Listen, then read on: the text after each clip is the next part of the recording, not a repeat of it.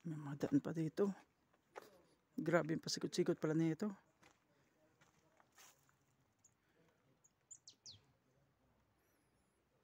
Ito pala ang ano ng kastilyo. Taas, daming butas. Ang daming pwestuhan, no?